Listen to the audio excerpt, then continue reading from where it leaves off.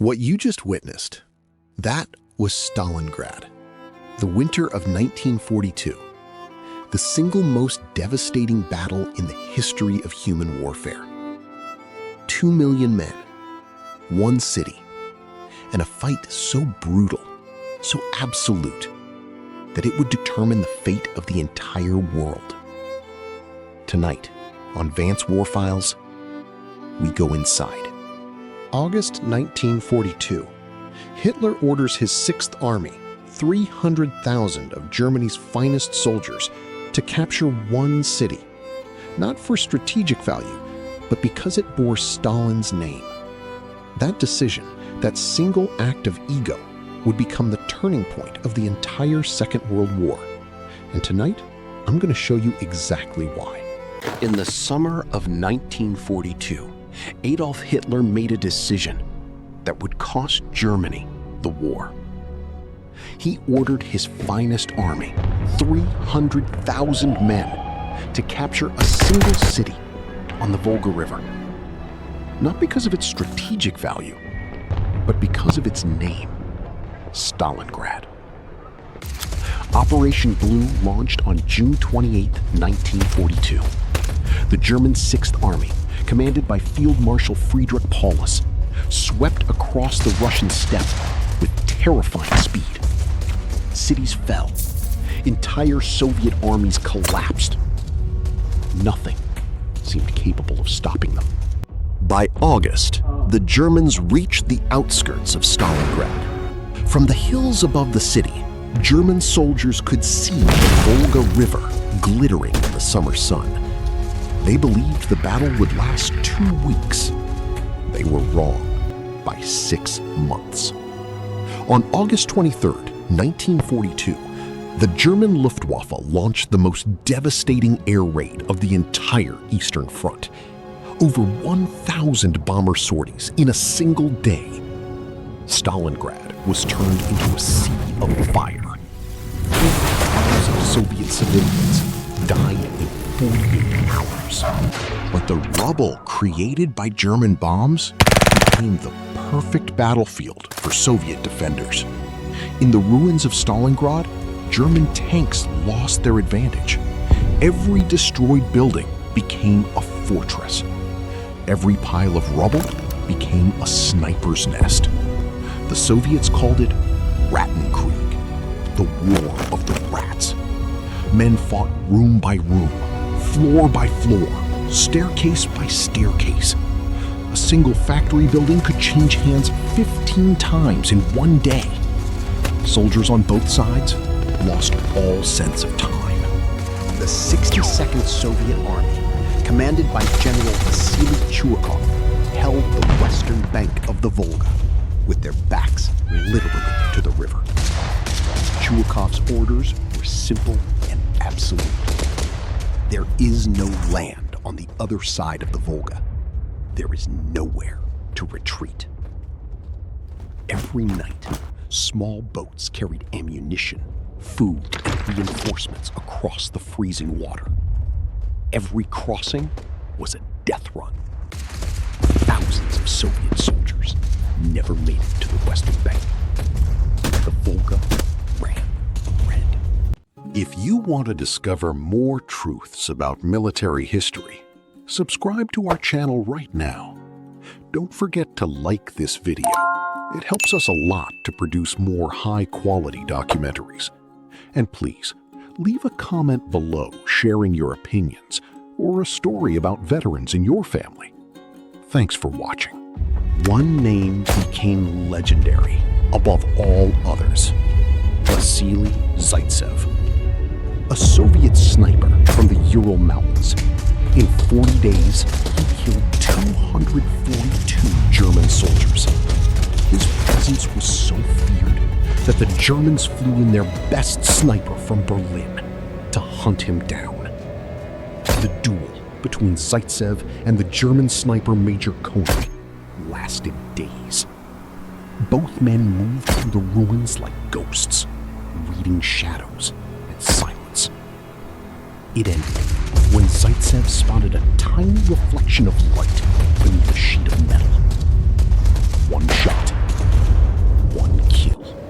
Meanwhile, Hitler grew increasingly detached from reality. He insisted Stalingrad would fall within days. He refused to allow any retreat. Any German commander who suggested pulling back was immediately relieved of command or threatened with execution. But 1,000 miles away in Moscow, Soviet General Georgy Zhukov was planning something Hitler never saw coming: a massive counteroffensive. Not inside Stalingrad, but around it, targeting the weakest points of the entire German line. Operation Uranus launched on November 19, 1942. 1 million Soviet soldiers, supported by 900 tanks and 1,400 aircraft, attacked simultaneously from the north and south of Stalingrad. The Romanian armies guarding the German flanks collapsed within hours. Within 5 days, the trap was complete. The entire German 6th Army, 300,000 men, were surrounded inside Stalingrad, cut off from supplies, cut off from reinforcements. Hitler refused to believe it was possible. His generals knew it was catastrophic. Field Marshal Paulus begged Hitler for permission to break out of the encirclement. The window was narrow, but it existed. Hitler refused. Absolutely and completely refused. He declared Stalingrad a fortress and ordered his army to hold to the last man. Hermann Göring promised Hitler that the Luftwaffe could supply the trapped army by air. It was an impossible promise. The 6th Army needed 700 tons of supplies per day. The Luftwaffe managed to deliver an average of 100 tons. Men began to starve. The winter of 1942 descended on Stalingrad with savage brutality. Temperatures dropped to minus 40 degrees Celsius. German soldiers, dressed for a summer campaign that was supposed to be over, froze in their positions. Frostbite claimed as many lives as Soviet bullets. Inside the Kessel, the German word for cauldron, 300,000 men slowly died. Ammunition ran low. Food disappeared. Medicine was gone. Soldiers boiled leather belts for soup. Horses were eaten the moment they fell. Men ate snow to survive. We are just scratching the surface of this incredible history. If you are enjoying this documentary, take a brief moment right now to subscribe to the channel and hit the like button. Your support is what allows us to keep digging into these forgotten archives. On January 8, 1943, Soviet General Rokossovsky offered Paulus honorable surrender terms: guaranteed food, medical care, safe return to Germany after the war. Hitler ordered Paulus to refuse. The dying continued. The 6th Army was consuming itself. On January 31st, 1943, Field Marshal Friedrich Paulus became the first German field marshal in history to surrender to an enemy. Hitler was devastated. He had promoted Paulus to field marshal just 2 days earlier, knowing that no German field marshal had ever surrendered. He expected Paulus to die. Of the 300,000 German soldiers encircled at Stalingrad, 91,000 surrendered. The rest were already dead. Of those 91,000 prisoners, only 6,000 would ever return to Germany. The last survivors did not reach home until 1955, 12 years after the battle ended. The Battle of Stalingrad lasted 199 days. Total casualties on both sides exceeded 2 million human beings. It remains the single deadliest battle in the history of human warfare. No battle before or since has consumed so many lives in so little time. After Stalingrad, nothing was the same. The myth of German invincibility was shattered forever. For the first time, soldiers of the Wehrmacht understood that they could lose.